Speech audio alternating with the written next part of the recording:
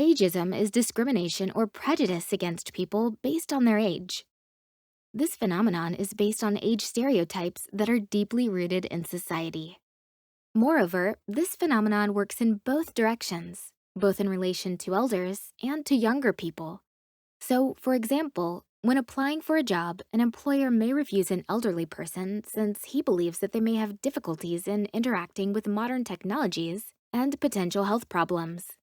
And a younger candidate could be refused, for example, due to a lack of experience and perceived irresponsibility.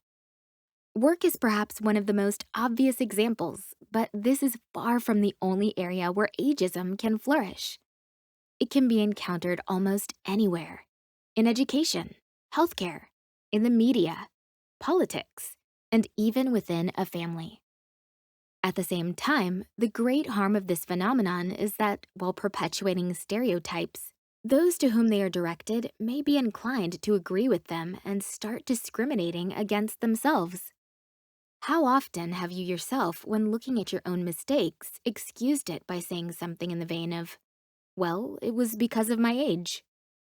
Fighting ageism, like any other form of discrimination, is a complex and lengthy process. It largely depends on government policies and related laws. However, one should not shift all responsibility solely to the state. It can take many years to change a common mentality because prejudices and stereotypes have long been firmly rooted in the public consciousness. At the same time, you can fight against age discrimination yourself. And it's worth stating, of course, with yourself. The first step is to raise awareness of the problem, both yours and other people. Do not deny it or close your eyes to it. Ageism exists. Moreover, some researchers believe that presently it may be even wider spread than sexism and racism. Try to analyze whether you have a biased attitude towards those who are older or younger than you. Sometimes this is not so obvious when it comes to a difference not of tens of years, but just a couple. And if, upon reflection, you do realize that you have been unfair to people in the past due to their age, then you can then try to figure out what caused this line of thinking. Is this something exclusive to one person, or have you considered others in the same way?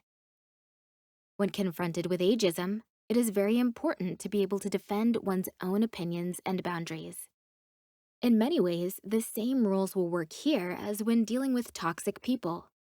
If they do not directly talk about your age, but this is clearly implied, then it can be very useful to call out hints and manipulations.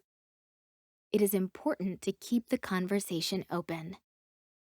Many are not ready to admit that they are discriminating and will retreat if they are caught.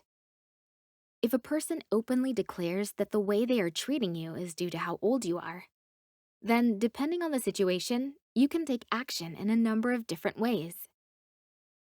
For example, you can clearly tell them that this is unacceptable because it violates your boundaries. You can also familiarize yourself with the relevant laws and contact a lawyer. Naturally, the fight against ageism is a long and complex process that requires an integrated approach, but you can move in small steps.